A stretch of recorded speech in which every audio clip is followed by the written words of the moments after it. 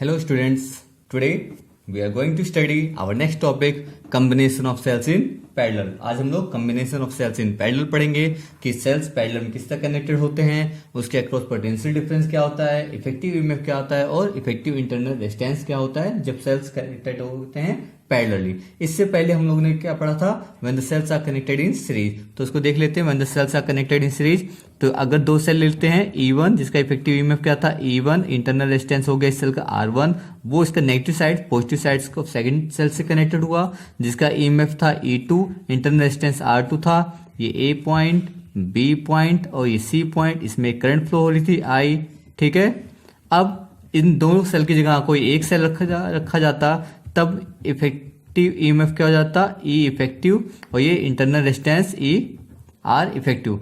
Now the potential difference between these cells या potential difference between this cell वो क्या हो जाता है, E इफेक्टिव की वैल्यू क्या थी, E इफेक्टिव वैल्यू हम लोगों ने क्या फाइंड आउट किया था E1 प्लस E2 और R इफेक्टिव वैल्यू क्या फाइंड आउट किए थे सीरीज के केस में R1 plus R2। Now the potential difference between this points AC वो क्या था V equal to E effective minus I R effective. ये फाइंड आउट किया था ना, V equal to E effective minus I R effective. जहाँ E effective value पता है R इफेक्टिव मीन्स इन दो सेल के अलावा इन दो सेल के जगह अगर हम एक सेल रख देंगे तो इसकी वैल्यू ये आएगी, potential difference between these two points, potential difference across the two terminals of the cell. Now अब हम लोग क्या कर रहे हैं कि जो सेल है उसको पैरेलल में कनेक्ट कर रहे हैं। तो सेल को पहले पैरेलल में किस तरह कहेंगे कि ये सेल पैरेलल में कनेक्टेड है। The two cells are said to be connected in parallel between two point. कोई दो पॉइंट ले लेते हैं, उसके बीच में अगर दो सेल को कनेक्टेड कहेंगे पैरेलल कब कहेंगे, व्हेन द पॉजिटिव साइड्स या positive terminal of both the cells are connected at one point and negative terminal of both the cells are connected in negative point. कैसे देख लेते हैं। हमने एक सेल लिया, ठीक है, इसका ईएमएफ होगा E1, इंटरनल रेजिस्टेंस R1 हो गया। दूसरा सेल लिया हमने, इसका ईएमएफ हो गया E2, इंटरनल रेजिस्टेंस हो गया R2, ठीक है। अब हमने क्या कहा था, व्हेन पॉजिटिव साइड्स या positive terminal of both the cells are connected at one point, तो एक पॉइंट पर इन दोनों के पॉजिटिव टर्मिनल आपस में कनेक्टेड है, ठीक है, इसको मान लिया B1। And when the negative terminal of both the cells are connected at another point, तो इसके दूसरे पॉइंट जो नेगेटिव टर्मिनल है वो दूसरे पॉइंट पे कनेक्टेड है, B2 कंसीडर कर लिया, ठीक है। अब इसके अंदर क्या है, करंट फ्लो हो रही है from first cell and from second cell. First cell से जो करंट फ्लो हो रही है वो I1 से डिनोट किया गया है, सेकंड से जो फ्लो हो रही है वो क्या हो गया I2 से डिनोट किया गया। अब ये दोनों करंट B1 की तरफ आ रही है, अब दोनों करंट B1 की तरफ आ रही है तो एक करंट B1 से जा भी रही है तो क्या हो गया वो I हो गया, ठीक है। तो ये था करंट का फ्लो इस सर्किट के अंदर, ठीक है, करंट का फ्लो इस सर्किट के अंदर था ये।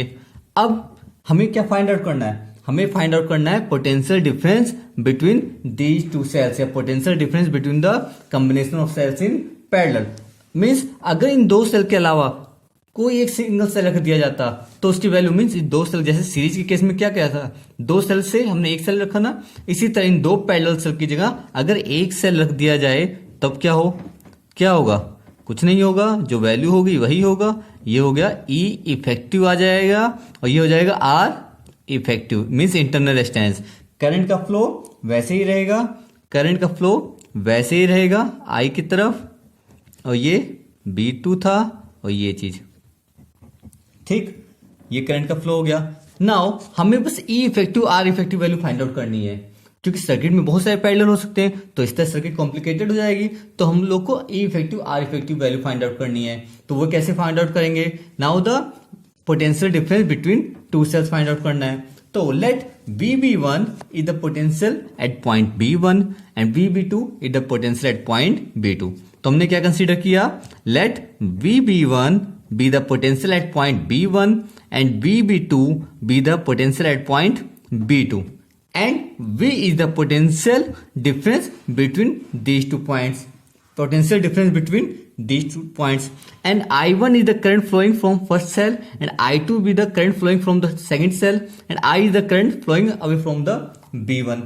तो I की वैल्यू क्या हो जाएगी, I की वैल्यू क्या हो जाएगी, I की वैल्यू क्या हो जाएगी, I equal to I1 plus I2 हो जाएगा, I equal to I1 plus I2, ठीक। अब VB1 VB2 V where VB1 is the potential at point B1, VB2 is the potential at point B2 and V is the potential at point potential difference between the point B1 and B2। इसकी value find out करते हैं। For the first cell, जब हम first cell को देखते हैं तो potential difference between these two points या potential difference between the two terminal of the cell क्या होगा, जो कि VB1 माइनस VB2 था, जो कि V से रिप्रेजेंट कर सकते हैं, और ये क्या होगा E1 माइनस I1 R1, ये हो सकता है। ठीक है, इसको लिख सकते हैं ना कि potential difference between two points B1 B2, वही तो V था, और वो क्या था E1 माइनस I1 R1 के बराबर था। अब यहां से I1 की वैल्यू फाइंड आउट कर सकते हैं, और हम we can say that I1 equal to E1 minus V upon R1। ये आपकी क्वेश्चन नंबर 1 होगी। ये कैसे आया, ये कैसे आया, इसको निकालने के लिए हमने क्या किया, हमारे पास क्या था V equal to E1 minus I1 R1 था। ठीक है, तो हमने क्या किया, I1 R1 को एक साइड कर दिए, V को इस साइड ले गए। अब ये I1 R1 इस साइड आएगा तो क्या हो जाएगा I1 R1 और V इस साइड चला गया, राइट साइड में माइनस V हो गया। अब I1 की वैल्यू चाहिए थी तो अपॉन में आ गया ना, E1 minus V upon R1 आया कि नहीं आया। ठीक, तो ये समझ में आया। अब सिमिलरली ये फॉर फर्स्ट सेल के लिए था, mean potential difference between two terminal of the for first cell, first cell के लिए ये केस था। ठीक है, similarly for second cell, means दूसरा जो सेल था for second cell, similarly for second cell, ये जो दूसरा सेल था जिसकी EMF E2 थी, इंटरनल रेजिस्टेंस क्या था R2 था, तो potential difference between this two terminals of this cell. अब ये देखिए ये दोनों आपस में पैरेलल कनेक्टेड हैं, B1 B2 भी दे रखा है, तो पोटेंशियल डिफरेंस जो इसके अक्रॉस था वही पोटेंशियल डिफरेंस के अक्रॉस है, means VB1 minus VB2 equal to V। तो ये पोटेंशियल डिफरेंस क्या हो गया, VB1 माइनस VB2, इसको हम क्या रिप्रेजेंट करते हैं V से, जो कि किसके बराबर था E2 माइनस I2 और R2। ठीक है, ये हुआ। अब यहां से सिमिलरली जैसे हमने I1 फाइंड आउट किया, हम I2 फाइंड आउट कर सकते हैं ना, तो I2 क्या हो गया E2 minus V upon R2। ठीक है, ये होगी आपकी question number 2। Now I1 I2 की वैल्यू फाइंड आउट होगी, और हमें पता था टोटल करंट जो flowing away from the point B1 था वो I equal to I1 plus I2 है, तो सब्स्टिट्यूट कर सकते हैं ना यहाँ वैल्यू को। तो now substituting the value of I1 I2 in this equation, तो हमें क्या मिल जाता है I equal to E1 minus V upon R1 plus E2 minus V upon R2, ये चीज मिल जाएगी। E1 minus V upon R1 plus E2 minus V upon R2, कहां से, जब I1 I2 की वैल्यू को हमने सब्स्टिट्यूट कर दिया इसके अंदर। अब लिख दीजिए अगर आपको कोई प्रॉब्लम आ रही है तो substituting the value of I1 and I2 in equation number, क्या लिखेंगे, इस तरह को रोमन नंबर दिखा देते हैं, इन इक्वेशन दिस।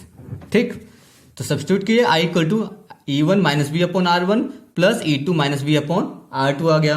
अब यहां से क्या फाइंड आउट करेंगे, यहां से हम V फाइंड आउट कर सकते हैं ना, यहां से हम V फाइंड आउट कर सकते हैं ना। वो कैसे फाइंड आउट करेंगे, तो देखिए I को किस तरह लिखा जा सकता है, E1 upon R1 minus V upon R1 plus E2 upon R2 minus V upon R2 लिख सकते हैं। E1 upon R1 plus E2 upon R2, EMF एक साथ रख सकते हैं। ठीक है, और वोल्टेज रेजिस्टेंस वाला, इंटरनल रेजिस्टेंस वाला V upon R1 minus V upon R2 एक साथ रख सकते हैं। तो जब एक साथ रखेंगे तो क्या हो जाएगी वैल्यू, तो ये क्या हो जाएगा I equal to E1 upon R1 plus E2 upon R2 minus V upon R1 minus V upon R2। Mathematics है, फिजिक्स खत्म हो गया, अब इसके बाद मैथमेटिक्स स्टार्ट हो गई है। ठीक है, अब इसमें एलसीएम ले सकते हैं, तो E1 upon R1 plus E2 upon R2, हमने इसमें से V कॉमन ले लिया, बचा क्या 1/R1 प्लस 1/R2। मैथ्स आ गई स्टार्ट। ठीक, तो अब यहाँ पे क्या लिख सकते हैं, एलसीएम लिया, तो एलसीएम लेने क्या होगा, ये E1 R2 plus E2 R1, ये हुआ R1 R2। सिमिलरली ये क्या हो जाएगा R1 प्लस R2, ये हुआ R1 R2। ठीक, अब आई को एक तरफ ले गए, वी को एक तरफ ले गए, तो क्या हो जाएगा ये we R1 plus R2, R1 R2, ये हो गया हमारा E1 R2 plus E2 R1, और ये R1 R2 माइनस I। अब R1 I2 और R1 plus I2 cross multiply कर देंगे। जब क्रॉस मल्टीप्लाई किया तो R1 R2 से कैंसिल आउट हो जाएगा और अपॉन में R1 प्लस R2 आ जाएगा, तो E1 R2 plus E2 R1 upon में R1 R2 minus I R1 R2 upon में R1 प्लस R2। मैथ्स है, कुछ खत्म हो गई इस फिजिक्स यहाँ पर। तो ये आपका EMF, तो अब V equal to E effective minus I R effective, ये आया। मीन्स E इफेक्टिव की वैल्यू क्या आएगी, वेयर E इफेक्टिव वैल्यू क्या हो गई, E इफेक्टिव वैल्यू क्या हो गई, E इफेक्टिव वैल्यू आ गई हमारे पास E1 R2 plus E2 R1 और R1 plus R2। Similarly R effective की वैल्यू हमारे पास क्या थी, R1 R2 और R1 प्लस R2। ठीक, तो ये आपका आ गया potential difference between the two terminal of the cells. कब, when the cells are connected in parallel. जब सेल्स कनेक्टेड इन पैरेलल होंगे तो जो potential difference between the two points between the two terminal of the cell होगा वो V equal to E effective minus R effective हो जाएगा। जहां पर E इफेक्टिव वैल्यू क्या होगी, E1 R2 plus E2 R1 upon में R1 प्लस R2 रहेगी, और R effective value R1 R2 और R1 प्लस R2। अब यहाँ R इफेक्टिव वैल्यू देखिए, R इफेक्टिव वैल्यू कैसी है, हम जब रेजिस्टेंस जब पैरेलल कनेक्टेड होते थे, रेजिस्टेंस के जब वैल्यू निकालते थे जब पैरेलल कनेक्टेड होते थे तो क्या रहता था, इसी तरह रहता था ना पैरेलल कनेक्टेड। मीन्स अगर इसमें करंट हुआ I1 फ्लो हो रहा है, ये I2 फ्लो हो रहा है, ये हो गया I, ये हो गया I1, ये हो गया I2, ये हो गया I, ऐसे R1 हो गया, ये R2 हो गया, तो R क्या था, R1 by R1 plus 1 by R2 रहता था ना। इसको जब सॉल्व करते थे तो R की वैल्यू क्या होती थी, R1 R2 अपॉन में R1 प्लस R2 होती थी, वही इंटरनल रेजिस्टेंस की वैल्यू आई, E इफेक्टिव वैल्यू ये आ गई। तो ये था when the cells are connected in parallel. अब इसको और अच्छे से लिखा जा सकता है, किस वे में लिखा जा सकता है, इसको 1 बाई R इफेक्टिव के वे में अगर लिखा जाए और सिंपलर वे में लिखा जाए तो ये क्या लिख सकते हैं, 1 बाई R इफेक्टिव। मीन्स और आसान सी तरीके से लिखा जाए तो ये हो जाएगा 1 by R1 plus 1 by R2। Means अगर बहुत सारे इंटरनल रेजिस्टेंस जुड़े होते हैं पैरेलल तो 1 by R1 plus 1 by R2 plus 1 by R3 plus 1 by R4 करते करते चले जाते, ठीक है। और इस क्वेश्चन को अगर इससे डिवाइड कर दी जाए तो E इफेक्टिव वैल्यू क्या आ जाएगी, अपॉन में R इफेक्टिव की वैल्यू, तो ये आपकी वैल्यू जो हो जाएगी वो आ जाएगी E1 upon R1 plus E2 upon R2। इसी तरह अगर वो बहुत सारे मैक्सिमम सेल होते हैं तो E3 plus R3, E4 plus R4, E5 plus R, कब तक, En अपॉन Rn तक। तो ये था potential difference between the two cells when connected in a parallel. अब दो सेल का था, अगर 3 सेल होते या 4 सेल होते या 5 सेल होते तब क्या होता, तब कुछ नहीं होता, जो था वही आंसर ही रहता। जैसे अगर n सेल्स कनेक्टेड हैं, सपोज पैरेलली कितने सेल्स कनेक्टेड है, n सेल्स कनेक्टेड है, जिसकी EMF E1 E2 E3 E4 E4 E5 En तक है, और internal resistance R1 R2 R3 R4 से लेकर Rn तक है। मीन्स अगर देखा जाए, अगर एक हल्का ये चीज अगर इस तक कनेक्टेड है पैरेलली, ठीक है, इसका हो गया E1 इंटरनल रेजिस्टेंस R2 हो गया। सिमिलरली दूसरा एक सेल दिया, ठीक है, तो ये इसका इंटरनल इफेक्टिव हो गया, इफेक्टिव EMF हो गया E2 इंटरनल रेजिस्टेंस R2 हो गया। इस तरह आगे तो चलते गए तो लास्ट में सपोज कोई Rn था जिसका इफेक्टिव EMF En और ये हो गया Rn, ठीक, इसमें बहुत सारे होंगे। अब इन टोटल का EMF क्या होगा, टोटल रेजिस्टेंस क्या होगा, इफेक्टिव EMF क्या होगा, इंटरनल रेजिस्टेंस क्या होगा, कि हम इन सब की जगह, इस पूरे की जगह अगर हमें एक सेल रखना हो, मीन्स इस पूरे की जगह हमने क्या रख दिया, एक सेल रख दिया, जो कि E इफेक्टिव और R इफेक्टिव को रिप्रेजेंट करता था और जो कि करंट फ्लो को रिप्रेजेंट करता था, ठीक है। यह I1 हो गया, I2 हो गया, इस तरह करंट जाएगा तो In हो जाएगा, ठीक है। तो जब ये रिप्रेजेंट करता था तब इसकी वैल्यू क्या हो गई, तब इसकी वैल्यू क्या होगी, तो इसको हमें फाइंड आउट करने के लिए तो E इफेक्टिव वैल्यू क्या हो जाएगी, R इफेक्टिव वैल्यू क्या हो जाएगी, E इफेक्टिव की वैल्यू हमारे पास हो जाएगी E effective upon R effective equal to E1 upon R1 plus E2 upon R2 plus dot dot dot dot plus E N upon R N, और R effective value हो जाएगी, R effective value क्या हो जाएगी 1/r1 plus 1/r2 plus 1/r3 dot dot dot प्लस 1/rn। ठीक है, ये सब सॉल्व कर सकते हैं। हमें जो potential difference between the two cells connected in parallel था वो यहीं पे खत्म हो गया। इसके बाद हमने क्या देखा, अगर एन सेल इस तरह कनेक्टेड हो, अगर क्वेश्चन के अंदर एन सेल देखे हो तब किस तरह कनेक्टेड होगा। अब नेक्स्ट क्वेश्चन अराइज होता है, अगर सिमिलर सेल्स कनेक्टेड हो जिनकी ईएमएफ सेम हो, मीन्स जहां पे ई अगर दो सेल्स कनेक्टेड हैं, अगर दो सेल्स पैरेलल कनेक्टेड हैं और उनकी when the two cells are connected in parallel, जिनकी ईएमएफ क्या होगी सेम होगी। सपोज फर्स्ट सेल है, इसकी ईएमएफ होगी ई, इंटरनल रेजिस्टेंस हो गया आर, और सेकंड सेल ये है जिसकी ईएमएफ भी ई है और इंटरनल रेजिस्टेंस आर है। तो जब ये दो कनेक्टेड हैं पैरेलल, ठीक है, आपस में कैसे कनेक्टेड है, पैरेलल कनेक्टेड है। ठीक है, तो ये हुआ I1, ये हुआ I2, B1, B2, I1, I2, ठीक है, और यहां से करंट I, ये करंट I।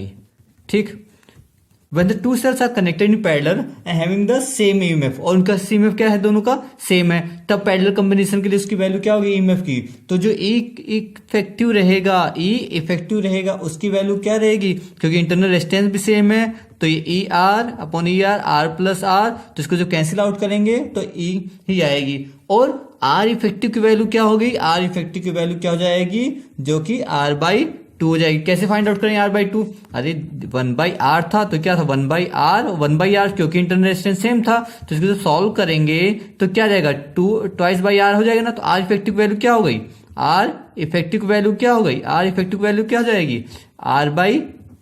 तो आर इफेक्टिव की वैल्यू R/2 हुआ कब, जब दोनों रेजिस्टेंस, दोनों सेल के रेजिस्टेंस सेम हुए। तो आर इफेक्टिव की वैल्यू जो होगी, मीन्स इन दोनों जगह कोई नया सेल अगर रख दिया जाएगा, दोनों जगह कोई नए सेल रखा जाएगा जहां पे ई इफेक्टिव की वैल्यू फाइंड आउट करनी है और R effective value find out करनी है। ठीक है, तो इसकी जो वैल्यू फाइंड आउट करनी है, तो इस केस के लिए तो जो वैल्यू आएगी वो क्या हो गई, R effective value. R effective value कब, जब दो cells connected in parallel having same EMF और सेम इंटरनल रेजिस्टेंस, तो आर इफेक्टिव वैल्यू R/2 हो जाएगी। ठीक है, और ई की वैल्यू, ईएमएफ इफेक्टिव ईएमएफ की वैल्यू, ई इफेक्टिव ईएमएफ की वैल्यू क्या जाएगी, उसके किसी एक सेल की ईएमएफ के बराबर हो जाएगी, और आर इफेक्टिव की वैल्यू R/2 हो जाएगी। इसी तरह बहुत सारे सेल कनेक्टेड हो तो बहुत सारे सेल कनेक्टेड फाइंड आउट कर सकते हैं ना, आर की वैल्यू R/n तक चली जाएगी और ई इफेक्टिव वैल्यू ई ही रहेगी। ठीक है, तो ये था parallel combination of cells in when the cells are connected in parallel। तो पैरेलल कॉम्बिनेशन ऑफ सेल्स था, जब से दो सेल्स या दो से अधिक सेल्स जब पैरेलल कंबाइन होंगे तो उनका जो वोल्टेज रहेगा, potential difference between the two cells, तो वो क्या हो जाएगा, जो कि V effective, V equal to E effective minus IR effective. ये था फाइनल रिजल्ट। कब, when the combination of two cells in parallel, जब दो सेल्स आपस में पैरेलल कंबाइन होंगे या दो से अधिक सेल पैरेलल कंबाइन होंगे, तो जो potential difference across the terminal of the cells होगा वो E effective minus R effective होगा, जहां पे E effective value E1R2 plus E2R1 upon में R1 plus R2, R effective value R1 R2 और R1 प्लस R2। ये था when the two cells are connected in parallel. Series वाला हम लोग ने पढ़ लिया है, when the two cells are connected in parallel, इसको पढ़ लिया। नेक्स्ट टॉपिक हम लोग पास मिक्स्ड ग्रुप और grouping of number of identical cell पढ़ेंगे, और देन किरचॉफ्स लॉ। आगे आने वाली वीडियो के अंदर grouping of number of identical cell and Kirchhoff's law पढ़ेंगे। अगर ये वीडियो आपको अच्छा लगा हो तो लाइक करें, सब्सक्राइब करें, कमेंट करें और बेल आइकन का बटन को जरूर प्रेस कर दें, जिससे आगे आने वाले वीडियो का नोटिफिकेशन आपको मिल जाए। Till then, okay, see you, bye.